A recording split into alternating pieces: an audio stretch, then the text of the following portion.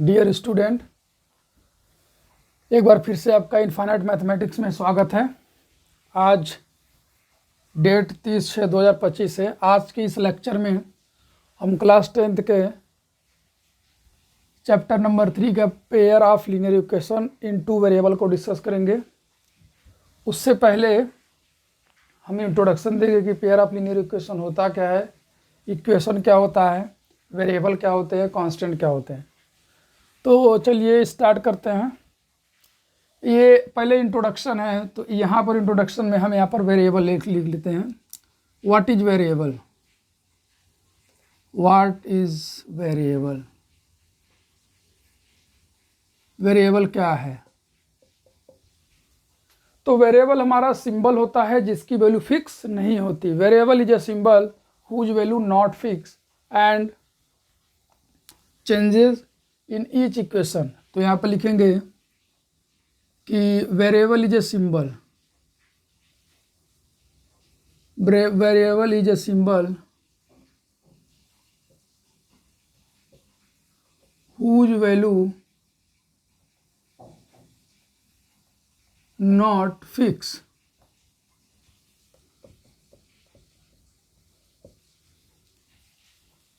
जिसका value fix नहीं होता। And it different and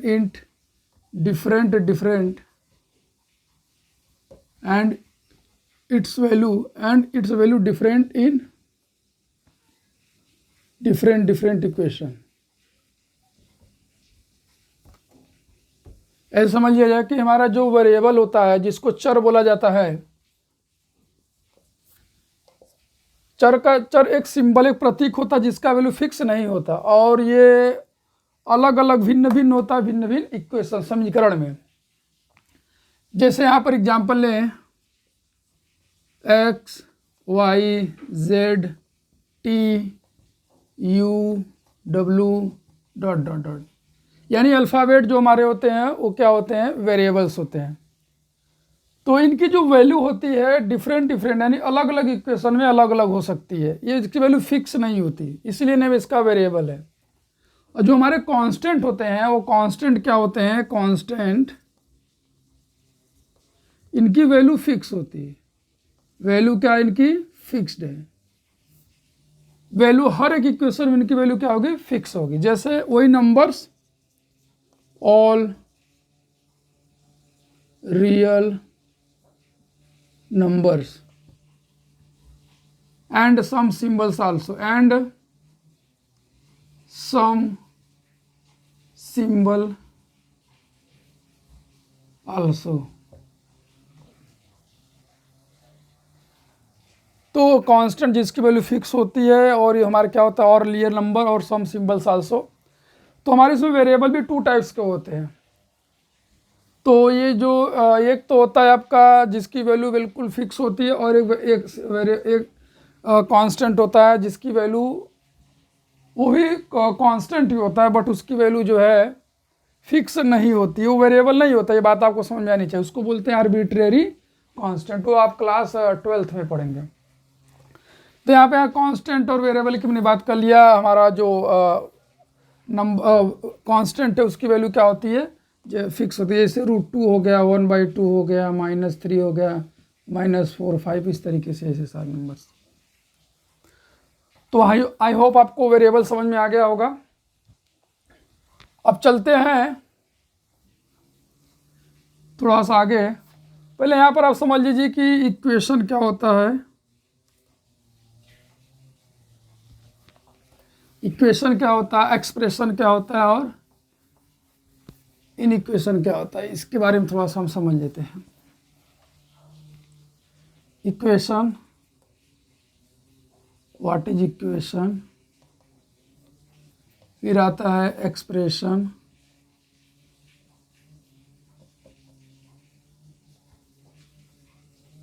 in equation,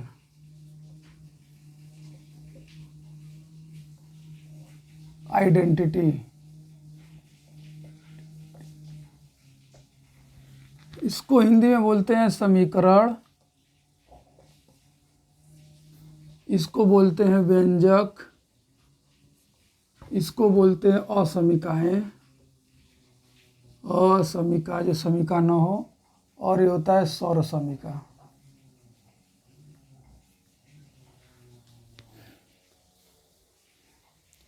तो बेसिकली देखिए एक्सप्रेशन जो होता है वो एक्सप्रेशन कांस्टेंट और वेरिएबल का कॉम्बिनेशन होता है। It is a combination of constant और वेरिएबल का क्या होता है, कॉम्बिनेशन होता है। जैसे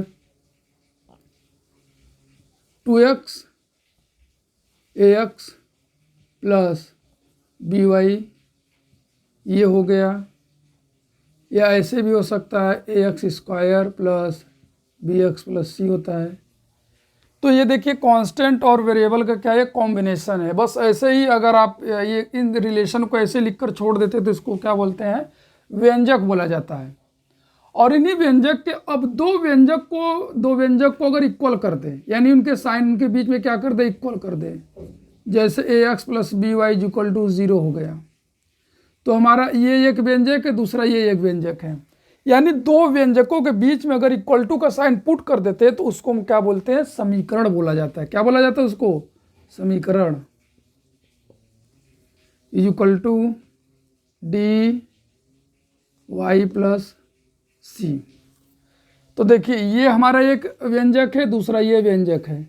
इन दोनों व्यंजकों के बीच में मैंने इक्वल टू का साइन पुट कर दिया, तो इसको हम बोलेंगे इक्वेशन, यानी समीकरण बोलेंगे। और एक्सप्रेशन में कोई भी साइन नहीं होता, कोई भी साइन तो है, लेकिन इक्वल टू का साइन या ग्रेटर का ये साइन नहीं होता। बस इसको रिलेशन है, इन रिलेशन को बस ऐसे ही आपने लिख दिया। असमीका क्या होता है, बस इनके बीच ये जो होता है असमीका, ये ऐसे होगा, ग्रेटर का साइन होगा या इक्वल टू का साइन हो सकता है, कैलिग्रेटर का साइन हो सकता है, प्लस सी लेस देन का भी साइन हो सकता है। मतलब इसमें जो दो व्यंजक होंगे उनके बीच में एक ग्रेटर और लेस का साइन होगा और इक्वल टू का साइन होगा, इसको बोलते हैं असमीका। और ये आइडेंटिटी जो होता है, ये आइडेंटिटी में जितने भी फार्मूले हमने पढ़ा हुआ है, A square plus B square plus 2ab, ये सब सारे आते हैं। जितने भी आप फार्मूला पढ़े हुए हैं, ए स्क्वायर माइनस बी स्क्वायर, ए माइनस बी का होल स्क्वायर, ए प्लस बी का होल क्यूब। अब इन दोनों में डिफरेंस क्या है, डिफरेंस बिटवीन समीकरण और सौरसमीका। तो समीकरण और सौरसमीका में ये अंतर है कि समीकरण वेरिएबल के कुछ वैल्यू के लिए वैलिड होता है, कुछ वैल्यू के लिए ट्रू होता है, उसकी वैल्यू को हम काउंट कर सकते हैं। यानी समीकरण वेरिएबल के कुछ वैल्यू के लिए ट्रू होता है, और ये आइडेंटिटी जो होता है, ये इसमें जो भी वेरिएबल होता है वो वेरिएबल इनफाइनाइट वैल्यू के लिए ट्रू होता है। मतलब इसमें ए और बी की इनफाइनाइट वैल्यू होंगी, जिससे हमारा क्या होगा, समीकरण ट्रू होगा, सौरसमीका। और ये इक्वेशन में वेरिएबल की कुछ ही वैल्यू होंगी जिसके लिए हमारा समीकरण क्या होगा, सत्य होगा। मतलब ये हुआ कि इसमें जो भी वेरिएबल है उनकी कुछ फाइनाइट वैल्यू होगी जिनको हम काउंट कर सकते हैं, जिसके लिए समीकरण हमारा क्या होगा, ट्रू होगा। जैसे क्वाड्रेटिक इक्वेशन है, तो अब क्वाड्रेटिक इक्वेशन में वेरिएबल की केवल दो वैल्यू के लिए क्या होगा, ये हमारा क्वाड्रेटिक समीकरण क्या होगा, वो ट्रू होगा। बट यहाँ पर जो सौरसमीका में है, सौरसमीका में ये इनफाइनाइट वैल्यू के लिए ट्रू होता है, ए और बी के इनफाइनाइट वैल्यू के लिए ट्रू होता है। जबकि ये भी है समीकरण, देखिए इक्वल टू का साइन लगा हुआ है, तो ये हमारा एक हो गया व्यंजक और दूसरा ये हो गया, तो इनके बीच में भी इक्वल टू का साइन लगा हुआ है। बट ये इनफाइनाइट वैल्यू के लिए ट्रू होता है वेरिएबल के, और ये आपका फाइनाइट वैल्यू के लिए ट्रू होता है। तो आप यहाँ पर देख रहे हो कि ए और बी, इसमें एक्स वाई जेड नहीं है, तो ये भी हमारा कांस्टेंट है, लेकिन इसकी वैल्यू फिक्स नहीं है। तो इसके पहले मैंने आपको बताया था। तो I hope equation, expression, in equation समझ में आ गया होगा। अब इन इक्वेशन भी क्या होता है कि इनफाइनाइट वैल्यू के लिए ट्रू होता है, बट इसमें क्या है कि ग्रेटर इक्वल टू का साइन लगा हुआ है, ग्रेटर देन लेस देन है, यही डिफरेंस है। बाकी जो है और कोई बहुत बड़ा डिफरेंस नहीं है। तो इक्वेशन जब दो व्यंजक को के बीच में इक्वल टू का साइन होता है, और सौरसमीका भी है कि दो एक्सप्रेशन के बीच में इक्वल टू का साइन लगा हुआ है, और दोनों में डिफरेंस हमने आपको समझाया कि ये इनफाइनाइट वैल्यू के लिए ट्रू होता है, क्या होता है, फाइनाइट वैल्यू के लिए ट्रू होता है। और ये भी हमारा इनफाइनाइट वैल्यू के लिए ट्रू होता है, बस व्यंजकों के बीच में ग्रेटर और इक्वल टू का साइन लगा होता है। और एक्सप्रेशन तो आपको पता ही, इनके बीच में कोई भी दो, एक सिंगल सा बस एक्सप्रेशन है, रिलेशन है बस, और कुछ नहीं। तो आई होप आपको ये समझ में आ गया होगा। तो अब इसके बाद हम चलते हैं, चलिए एक एग्जाम्पल से आपको समझाएं। जैसे a प्लस बी का होल स्क्वायर है, तो यह आएगा a square plus B square plus 2ab। चलिए यहाँ पर हम a की वैल्यू को 1 लेते हैं और b की वैल्यू को भी, b की वैल्यू -1 लेते हैं। तो आपका LHS देखिए क्या होगा, 1 - 1 का whole square is equal to 0 का स्क्वायर, दैट इज 0। अब इसमें अगर RHS की बात करें तो RHS में क्या है, -1 का स्क्वायर प्लस +1 का स्क्वायर प्लस 2 1 -1, -1 का स्क्वायर 1 होगा, 1 का स्क्वायर 1 ये है, तो 2 में 1 क्या करेंगे 2 -1 तो -2 हो जाएगा, तो आ जाएगा 1 2 -2 इज इक्वल टू 0। तो देखिए LHS इज इक्वल टू क्या होगा, RHS की वैल्यू आ गई। अब एक दूसरा वैल्यू लेते हैं, -1 ले लेते हैं, 0 ले लेते हैं। b की वैल्यू क्या ले लिया, 0 ले लिया। तो चलिए यहाँ पे रखिए LHS में क्या आएगा, ये आप ऐसे ही रख दीजिए, -1 प्लस 0 का whole square is equal to -1 square plus 0 का स्क्वायर प्लस 2 -1 0। तो -1 का स्क्वायर इज इक्वल टू, ये प्लस हो जाएगा, ये 0 हो जाएगा, ये भी पूरा 0 ही हो गया। तो -1 का स्क्वायर कितना होता है 1 + 1, सॉरी 1 इज इक्वल टू 1। देख रहे हैं ये ट्रू आ गया और ये भी ट्रू आ गया। ऐसे a और b के इनफाइनाइट पेयर के लिए ये हमारा जो समीकरण है ट्रू होता है, इसीलिए इसको क्या बोल देते हैं, आइडेंटिटी बोलते हैं। ठीक है, तो आई होप ये आपको समझ में आ गया होगा। और यही इक्वेशन रहता है तो उसमें जो वेरिएबल होता है उसके कुछ वैल्यू के लिए ट्रू होता है और बाकी ट्रू नहीं होता। तो यही दोनों में डिफरेंस है, सर्व समीकरण और समीकरण में। तो आई होप आपको समझ में आ गया होगा।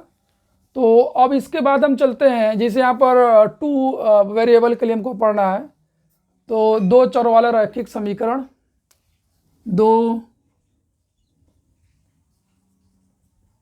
चरों वाला रैखिक समीकरण।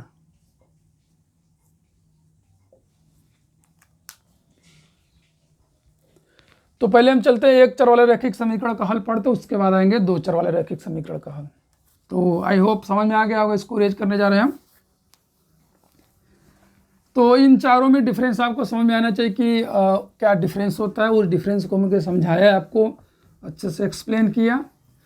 अब 2 चर वाला रैखिक समीकरण पढ़ने से पहले हम क्या करेंगे, 1 चर वाला रैखिक समीकरण की तरफ चलते हैं। तो यहाँ पर लिख लेते हैं पहले 1 चर वाला रैखिक समीकरण, linear equation in 1 variable, linear equation in 1 variable, 1 चर वाला रैखिक समीकरण। तो समीकरण में क्या होगा, 2 व्यंजक होंगे और उनके बीच में इक्वल टू का साइन होगा एंड उसमें एक ही वेरिएबल होगा। अब लीनियर इक्वेशन है तो लीनियर इक्वेशन का मतलब ये हो गया कि वेरिएबल का पावर क्या होगा, 1 होगा। अब हमारा 2 वेरिएबल में हो सकता है, 3 वेरिएबल में हो सकता है, 4 वेरिएबल में हो सकता है। ठीक है, तो यहाँ पर हम लिख लेते हैं कि power, maximum power of variable is 1, maximum, यानी मैक्सिमम बोल दीजिए या मिनिमम बोल दीजिए, आपका पावर 1 ही होगा। तो यहाँ पर लिख देंगे कि maximum, max power of variable in equation, variable in a equation is 1, is 1। यानी कि समीकरण में जो वेरिएबल का जो पावर, मैक्सिमम पावर होगा, अधिकतम घात होगा, वो कितना होगा, आपका 1 होगा। जैसे एग्जाम्पल में आपको हम लिख कर दिखाएं, तो जैसे 4x + 3 इज इक्वल टू 0, तो इसमें आप देख लीजिए ये वेरिएबल है, इसका पावर कितना है, 1 है। ठीक है, सेकंड की बात करें तो 3y - 3 इज इक्वल टू 0, यहाँ पर वेरिएबल है ये, इसकी भी पावर कितना है, 1 है। थर्ड का बात करें तो 2y plus 3 is equal to 3y minus 3। देखिए ये भी है, ये पावर 1, ये पावर 1। तो अब कहीं कोई सा भी इक्वेशन हो, उसके पावर क्या होगा, 2t plus 3 is equal to t minus 1। कोई भी पावर होगा उसके वेरिएबल कितना होगा, 1 होगा। तो इसको बोलेंगे लीनियर इक्वेशन। अब इसको कैसे सॉल्व करते हैं उसको जल्दी से देखते हैं, देन आफ्टर हम चलेंगे pair of linear equation in two variable की तरफ चलेंगे। तो एक और लिख लिया जाए, -2y plus 3 is equal to y minus 3। तो आइए पहले इन सबको सॉल्व किया जाए, फिर और एग्जाम्पल लिया जाए। तो यहाँ पर हमने लिख देते हैं सॉल्यूशन। तो देखिए सॉल्व करने का सिंपल मेथड है कि आप जितने वेरिएबल उनको एक साइड करिए, चाहे लेफ्ट साइड चाहे राइट साइड, और कांस्टेंट वाले को क्या करिए, ये अदर साइड कर दीजिए। तो चलिए स्टार्ट करते हैं। पहला 4x plus 3 is equal to 0।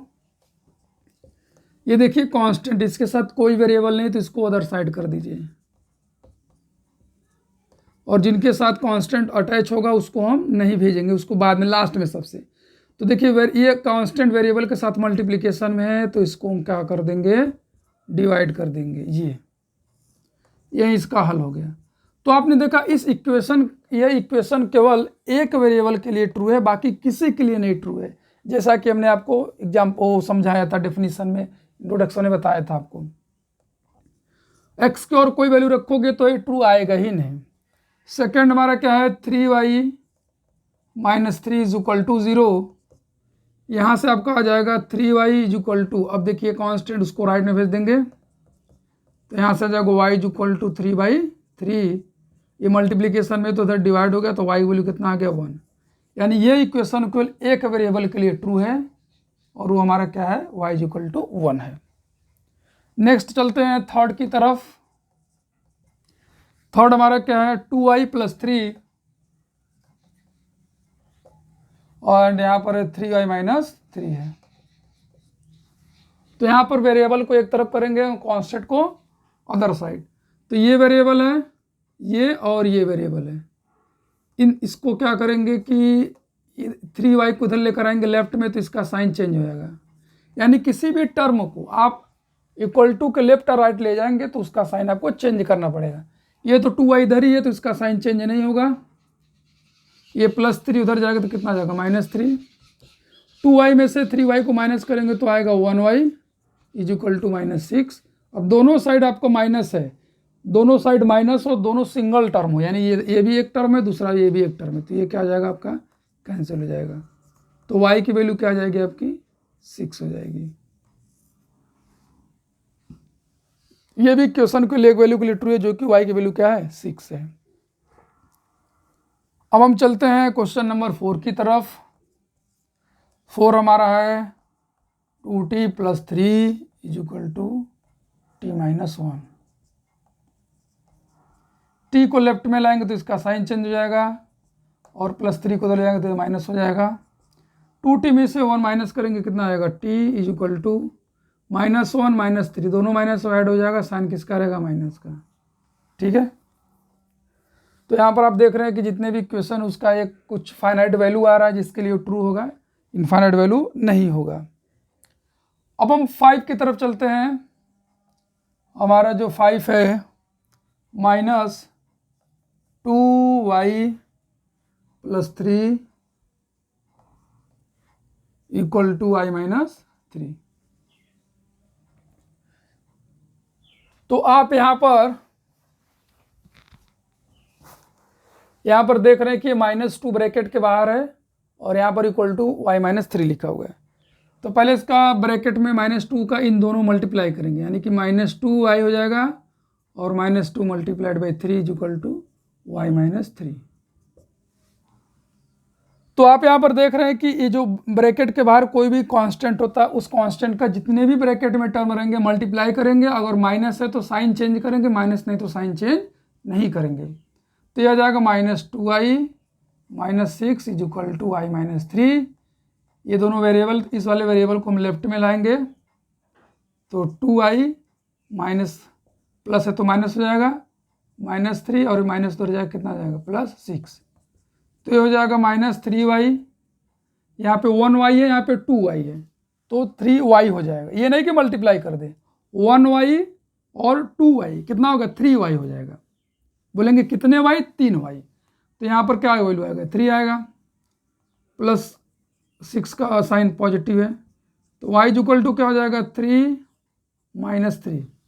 अब देखिए कांस्टेंट के साथ जो वेरिएबल के साथ जो कांस्टेंट मल्टीप्लाई तो उसका साइन चेंज नहीं करते, उसको साइन के साथ ही डिवाइड करते हैं। तो इसको ऐसे लिख सकते हैं या ऊपर साइन कर दीजिए, कोई फर्क नहीं है।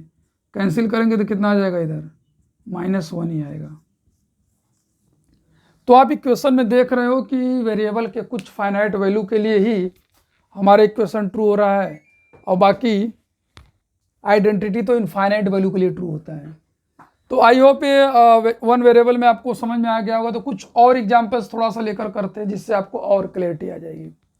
तो चलिए आप इसको वीडियो को पॉज करके इसको नोट कर लीजिए, देन हम जो है आगे प्रोसीड करते हैं। बस इसका यही मेथड है कि जितने भी वेरिएबल्स हैं उन वेरिएबल को एक साइड और कांस्टेंट को अदर साइड। अगर ब्रैकेट्स आता है तो ब्रैकेट्स में पहले कांस्टेंट का मल्टीप्लाई करेंगे, देन यानी कि मल्टीप्लाई करके तभी हम वेरिएबल को लेफ्ट और राइट में ले जाएंगे। चलिए चले आगे।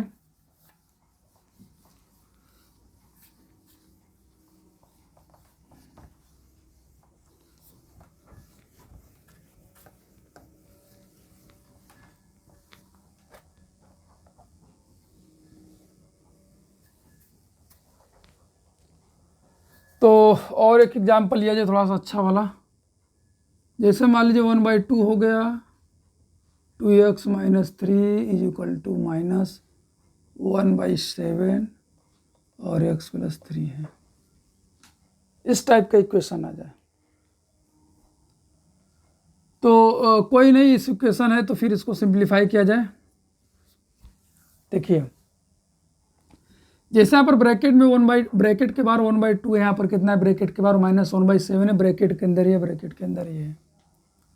ठीक है, अगर आपको डिफिकल्टी लेवल समझ में आता तो आप ऐसे कर लेंगे। 1/2 अगर फ्रैक्शन में है तो जितने वेरिएबल जितने ब्रैकेट में टर्म है उसके डिनोमिनेटर में आप क्या करोगे, अगर कुछ नहीं तो वहाँ लिख लो, ऐसे ऐसे आसान हो जाएगा। तो ये हो जाएगा -1/7 x/1 + 3/1 ऐसे। अब देखिए जो अंश में है यानी कि न्यूमरेटर में उसका ऊपर मल्टीप्लाई करेंगे और नीचे वाले नंबर का नीचे मल्टीप्लाई करेंगे, ये आपको याद होना चाहिए। तो कैसे करेंगे, 1 का 2x में करेंगे तो आएगा 2x और 2 का 1 में करेंगे तो आएगा 2, -1 का 3 में करेंगे तो कितना आएगा 3 और 2 का 1 में करेंगे कितना आएगा 2। ये हो गया आपका सॉल्व। देन यहाँ पे माइनस है तो अंदर साइन चेंज होगा, तो -1 का x में करेंगे कितना आएगा -x और 7 का 1 में करेंगे तो 7 आएगा। -1 का 3 में +3 में करेंगे तो -3 आएगा और 7 का 1 में करेंगे तो 7। ये आपका हो गया सिंप्लीफाई। तो यहाँ पर इसको कैंसिल कर सकते हैं, क्या आएगा x - x आएगा और ये वेरिएबल है तो इसको इधर लेकर आ गए हमको, x/7 = ये माइनस जाएगा राइट में तो कितना हो जाएगा 3/2, इसको मैंने राइट में, सॉरी ये प्लस हो जाएगा, माइनस है तो, और ये तो माइनस ही रहेगा 3/7। इसके डिनोमिनेटर हमने क्या कर दिया, 1 कर दिया। अब देखिए अब इसको सिंप्लीफाई करना तो सिंपल सा हमारे पास है कि अगर नंबर डिनोमिनेटर में छोटा है तो इस डिनोमिनेटर यानी कि इस हर का मल्टीप्लाई इधर कर दो, यानी 7 × x और 1 का मल्टीप्लाई इधर कर दो, 1 × x और डिवाइड बाई क्या करोगे 7 × 1। अब 7 का इधर वही 7 × 3 और -2 × 3 और डिवाइडेड बाई में 2 × 7, तो आ जाएगा 7x + x / 7 = आ जाएगा 21 - 6 / 14। अब इसके बाद 7x और 1x कितना हो जाएगा 8x/7 और यहाँ से आ जाएगा आपका 21 में से तो 15 आएगा, 15/14। तो देखिए हर एक इक्वेशन में हमारे यही होता है कि लेफ्ट में एक टर्म आता है और राइट में एक टर्म, एक एक टर्म होते हैं। अगर इस तरीके से आपको दिखे तो आपको करना क्या है,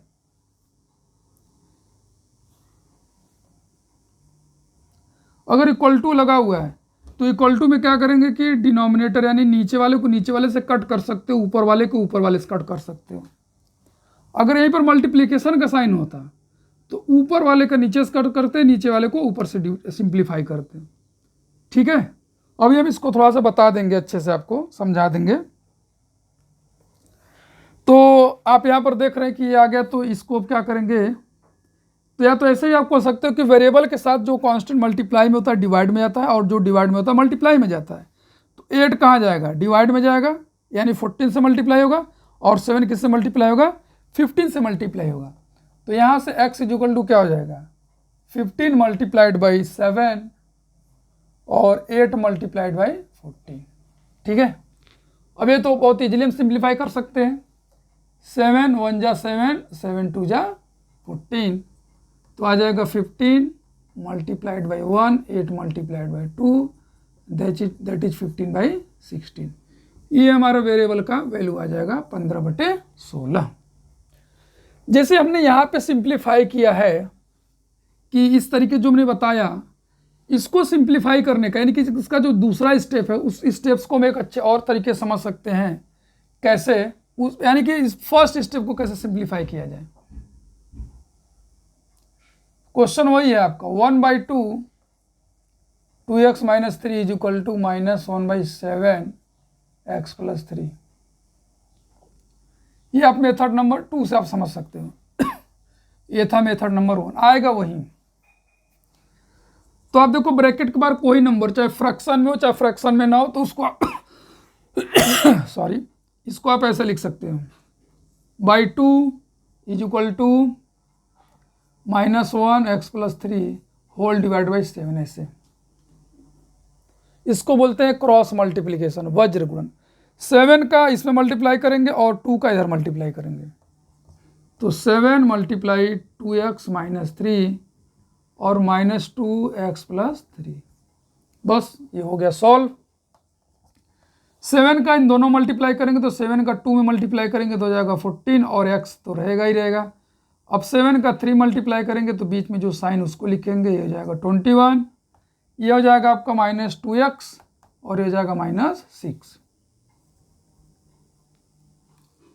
वेरिएबल को एक साइड लेकर आ जाइए, जैसे ये आपका है, तो ये हो जाएगा 14x + 2x is equal to, ये -20 उधर जाएगा तो +21 हो जाएगा, और यहाँ पे -6। तो जब इसको हम ऐड करेंगे तो कितना आएगा, 16x is equal to 15, that is x multiplication में 15 तो किधर चला जाएगा 16 में, ये भी आपका कितना आएगा 15/16। तो आई होप आपको दोनों मेथड से समझ में आया होगा कि किस तरीके से हमको सिंप्लीफाई करना है। ये हमने मेथड 1 से सिंप्लीफाई करके सिखाया और मेथड नंबर 2 से। तो मल्टीप्लिकेशन, अगर कोई नंबर ब्रैकेट के बाहर मल्टीप्लिकेशन में, तो उसको होल डिवाइडेड करके आप क्रॉस मल्टीप्लाई कर लीजिए, या एक एक नंबर में मल्टीप्लाई कर लीजिए। तो दोनों ही मेथड ईजी है, जो आपको समझ में आ गया उससे आप सॉल्व करिए और प्रैक्टिस करिए, जिससे आपको और भी अच्छे से समझ में आ जाए। प्रैक्टिस करेंगे तो क्वेश्चंस और भी समझ में आ जाएगा। तो आई होप आपको अच्छे समझ में आ गया। एक दो और मोर एग्जाम्पल लेते हैं लीनियर इक्वेशन का, उसके बाद हम चलते हैं फिर 2 इक्वेशन में। तो वीडियो को पॉज करके आप इसको नोट कर लीजिए, उसके बाद हम नेक्स्ट टॉपिक की तरफ चलते हैं। तो चलिए चला जाए। तो सॉल्यूशन में बस ये कि आपको थोड़ा सा धैर्य रखना है सॉल्यूशन के लिए। सॉल्यूशन थोड़ा सा टाइम लीजिए, उसको करेक्टली सॉल्व करिए, और 2 4 10 क्वेश्चन करेंगे तो खुद ही ऑटोमेटिक आपको बहुत अच्छे से प्रैक्टिस हो जाएगा। कुछ यहाँ पर बेसिक चीज़ें, उस चीज़ को हम आपको समझाना चाहते हैं। बेसिक में क्या है, अगर मान लीजिए बीच में मान लीजिए ऐसे है a/b multiplied by c/d multiplied by e/f, इस तरीके से लिखा हुआ है। मान लीजिए सब नंबर है, a की जगह कोई नंबर होगा, b c d की जगह कोई नंबर होगा। अगर हमारे इस फॉर्म में लिखा हुआ है, याद रखिएगा ऐसे लिखा हुआ है, तो हम बी वाला जो नंबर है, बी वाले को ऊपर वाले से यानी कि बी को ए सी ई से किसी से भी हम कट कर सकते हैं, सिंप्लीफाई कर सकते हैं। और उसी प्रकार डी वाले को भी ए सी ई में से किसी से भी कट कर सकते हैं, एफ वाले को भी किसी में से, तीनों में से किसी से कट कर सकते हैं। कट करने का मतलब सिंप्लीफाई कर सकते हैं। तो ऊपर वाले का भी नीचे से किसी से सिंप्लीफाई हो सकता है, नीचे वाले को ऊपर वाले से किसी से सिंप्लीफाई हो सकता है। ये नहीं कि नीचे का नीचे से कट कर दिए और ऊपर का ऊपर से कट कर दिए, ऐसा नहीं करना है आपको। एक एग्जांपल हम लेकर आपको दिखाते हैं, जैसे 18 बाई मान लो 27 है और 4 बाई 16 है मल्टीप्लाइड बाई 21 बाई 7 है, कुछ इस तरीके का दिया हुआ है। तो अब देखिए 27 को इससे भी 18 से भी सिंप्लीफाई कर सकते हैं, 4 से भी कर सकते हैं, अगर होगा तब 21 को 27 से भी, अगर सिंप्लीफाई होता है तब, नहीं होगा तो नहीं करना है। तो चलिए देखिए, जैसे 7 1 जा 7, 7 3 जा 21, 4 1 जा 4, 4 4 जा 16, और यहाँ पर 9 3 जा 7, 9 2 जा 18। मतलब सेम नंबर से दोनों को कट करना है। इसको जिससे कट किए जरूर नहीं कि इसको भी उसी से कट करें, यहाँ डिफरेंट नंबर हो सकता है दोनों को कट करने का, यहाँ भी डिफरेंट हो सकता है। तो क्या आएगा आपका 2/3 मल्टीप्लाइड बाई 1/4 मल्टीप्लाइड बाई 3/1। अब यहाँ पर और फर्दर सिंप्लीफाई हो जाएगा, यहाँ पे 2 1 जा 2, 2 2 जा 4, 1 मल्टीप्लाइड बाई 1 मल्टीप्लाइड बाई 3, और ये भी कट जाएगा, 3 1 जा 3, तो यहाँ पर 1 आएगा, और नीचे क्या आएगा आपका 1 मल्टीप्लाइड बाई 2 मल्टीप्लाइड बाई 1। तो 1 में 1 का करेंगे 1 आएगा, फिर 1 में करेंगे तो फिर 1 ही आएगा, यानी 1 बाई नीचे कितना आ जाएगा 2, 1 2 जा 2, 2 1 जा 2। तो ये आपको समझ में आ गया होगा। अब हम चलते हैं सेकंड एग्जांपल की तरफ, सेकंड जो टाइप्स है। अब जैसे a by B plus C by D अगर ऐसे दिया हुआ है, तो बहुत बच्चे क्या करते हैं, कट कर देते हैं। ऐसा नहीं करना है कि इसको इससे कट कर दे, इसको इससे कट कर दे। आपको अगर सिंप्लीफाई करना ही है तो इसको ए और बी से कर सकते हैं, और सी और डी का कर सकते हैं, ऐसे नहीं कर सकते हैं सिंप्लीफाई। अगर बीच में मल्टीप्लिकेशन का साइन है तभी कर सकते हैं। तो इसको सिंप्लीफाई करने के लिए आपके पास मेथड होता है, या तो आप डिनोमिनेटर को सेम बना लीजिए, या एलसीएम ले लीजिए, या तो क्रॉस मल्टीप्लाई कर लीजिए। तो क्या होगा, A multiplied by D plus C multiplied by B divided by B multiplied by D. तो ये हो जाएगा A D plus B C और डिवाइड बाई कितना हो जाएगा, बी डी हो जाएगा। इसको हम आपको 3 मेथड से समझाने की कोशिश करते हैं। एग्जाम्पल पहला, जैसे मान लीजिए 1/4 है और यहाँ पर 3 बाई कितना है आपका 8 है। एक सिंपल से एग्जाम्पल लेते हैं। तो मेथड 1 में आप क्या करेंगे कि 8 का 8 में मल्टीप्लाई कर दीजिए, फिर 4 का 3 में। ये मेथड तब अप्लाई करेंगे जब नंबर छोटा, और 8 का 4 में मल्टीप्लाई कर दीजिए। क्या आएगा 8 मल्टीप्लाइड बाई 12 और डिवाइड बाई 32। तो ये इसको ऐड कर दीजिए, कितना हो जाएगा आपका 20 डिवाइडेड बाई 32, और फिर से सिंप्लीफाई होगा। 4 5 जा 4 5 जे 20, 4 8 है 32, तो 5/8 आ जाएगा। ये तो मेथड नंबर 1 रहा। मेथड नंबर 2 की तरफ हम चलते हैं।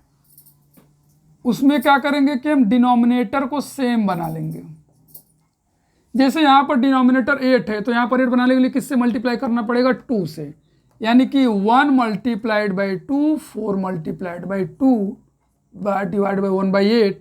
तो यह आ जाएगा 2/8 प्लस 1/8, और यहाँ डिनोमिनेटर सेम है तो न्यूमरेटर को हम बस ऐसे लिख देंगे, एक डिनोमिनेटर को लिख देंगे, यानी 2 यहाँ पर हो गया अंश और 1 भी अंश, दोनों को लिख लिया, और डिनोमिनेटर में एक ही 8 लिखेंगे, याद रखना। तो ये कितना आ जाएगा आपका 3/8 आ जाएगा। आई थिंक कहीं मिस्टेक हुआ है क्या, यहाँ पे 8 4 3 12 4 5 20 4 8 32, माई मिस्टेक, यहाँ पे आपका 3 है, तभी हम कह रहे हैं। तो ये आ जाएगा आपका 2 और 3 कितना आ जाएगा 5/8। तो इससे भी हमारा आंसर कितना है 5/8 आया। अब हम चलते हैं थर्ड मेथड की तरफ। इसी क्वेश्चन को थर्ड मेथड से कैसे सॉल्व करेंगे। एक तो हो गया डिनोमिनेटर, दूसरा क्या हो गया आपका ऐसे क्रॉस मल्टीप्लाई करके और यहाँ पर डिनोमिनेटर को सेम बनाकर, और ये होगा आपका एलसीएम लेकर। तो 8 और 4 का देखिए एलसीएम लेंगे तो क्या आएगा, 2 4 जा 8, 2 2 जा 2 1 जा, ऐसे करके प्राइम फैक्टराइजेशन, तो 8 आएगा। क्या आएगा आपका यहाँ पे, 8 आएगा। तो 8 आएगा, तो अब 8 यहाँ पर आप एलसीएम ले लेंगे तो 4 से डिवाइड करेंगे 8 को, तो कितना आएगा 2 का मल्टीप्लाई किससे करते हैं 1 से, प्लस 8 का 8 से डिवाइड करेंगे तो आएगा 1 का मल्टीप्लाई किससे करेंगे, इसके न्यूमरेटर से। ये तो बहुत पहले सीखा जाता है। तो 2 + 3 डिवाइडेड बाई 8, ये भी आ जाएगा 5/8। तो आप देख रहे हैं कि इस मेथड का अप्लाई हम कब करते हैं, जब नंबर छोटा हो, और इस नंबर का अप्लाई कब करते हैं, जब हमारा डिनोमिनेटर क्या हो, बड़ा हो, जिससे डिनोमिनेटर को सेम बनाकर इजीली सॉल्व कर सके। यानी इन दोनों को हम अप्लाई कब करते हैं, जब हमारा डिनोमिनेटर स्मॉल हो, और मेथड नंबर 3 को अप्लाई कब करते हैं, जब हमारा डिनोमिनेटर क्या हो, लार्ज हो। तो ये रहा हमारा बेसिक पहला और सेकंड। एक और है, उसको हम अभी आपको डिस्कस कर दे रहे हैं, उसके बाद हम चलेंगे नेक्स्ट टॉपिक की तरफ। तो आई होप आपको ये समझ में आ गया होगा कि किस तरीके से अगर दिया है बीच में प्लस का, यहाँ पर देखिए प्लस का साइन हो या क्या हो, माइनस का साइन हो, प्लस का साइन हो क्या हो, माइनस का साइन हो, तो दोनों के लिए सेम रूल है। और बीच में मल्टीप्लाई है तब कैसे सॉल्व करना है, प्लस माइनस का साइन हो तब कैसे सॉल्व करना है, ये फ्रैक्शन के क्वेश्चन को। तो एक थर्ड वाला बचा, उसको भी तो जल्दी से डिस्कस कर लिया जाए। थर्ड में क्या है, बीच में इक्वल टू का साइन होगा। जैसे थर्ड में a/d = b/ आपका c, इस तरीके से इक्वल टू होगा। तो उसमें बच्चे क्या करते हैं कि इसको इससे कट कर देंगे, इसको इससे, जबकि बीच में इक्वल टू का साइन है। तो इक्वल टू का साइन है, तो इक्वल टू के साइन के लिए क्या करना है आपको नीचे, यानी कि जो डिनोमिनेटर है, ये नीचे का नीचे से कट कर सकते हैं, ऊपर का ऊपर से, और ये नीचे का ऊपर से क्रॉस मल्टीप्लाई होता है। जैसे ऐसे a × c = b × d, ऐसे आपको करना है। तो एक एग्जाम्पल के थ्रू आपको समझाते हैं। जैसे मान लीजिए 2x/7 है = 3y मान लीजिए 3y मान लीजिए 21 है, ऐसे लिखा हुआ है। तो आप देखिए ऐसे सॉल्व ऐसे करेंगे, 7 1 जा 7, 7 3 जा 21, ऐसे नीचे का नीचे से, 2 1 जा 1, 2 2 जा 2 4 जा कितना 8। अब ये सिंगल टर्म है तब के लिए कट करेंगे, ठीक है। तो 3 का 1 में मल्टीप्लाई करेंगे तो यहाँ पर कितना हो जाएगा, x/1 = 4y/3। तो 3 में x का मल्टीप्लाई करेंगे तो आएगा 3x, और 1 का 4 में करेंगे तो इक्वल टू का साइन बीच में लगा देंगे तो आएगा 4y। यही हमारा सिंप्लीफाइड फॉर्म हो जाएगा। तो आई होप आपको ये समझ में आ गया होगा कि किस तरीके से बेसिक चीज़ें कैसे सॉल्व करना है। तो चलिए आज के लिए इतना काफ़ी है, और हम फिर नेक्स्ट वीडियो में आपको ये इक्वेशन स्टार्ट करने से पहले आपको फिर कुछ और बेसिक चीज़ें उसको समझाएंगे, उसके बाद ही वहाँ पे चलेंगे, क्योंकि ये चैप्टर को पढ़ने के लिए ये सब सारी बेसिक चीज़ें आपको आनी चाहिए। अगर ये नहीं आएगा तो फिर आपके लिए प्रॉब्लम है, इसको सॉल्व नहीं कर पाएंगे। तो आई होप आपको आज के लेक्चर में जितना भी हमने आपको समझाया आपको समझ में आया होगा। यदि आपको वीडियो अच्छा लगे तो सब्सक्राइब करें, लाइक करें, कमेंट करें, शेयर करें, जिससे आपको हर डे अपडेट मिलता रहे इसी ऐसे ही बेस्ट मेथड के साथ, जिससे आपको क्वेश्चन को सॉल्व करने में या मैथमेटिक्स को समझने में प्रॉब्लम नहीं हो। तो चलिए चलते हैं। Thank you.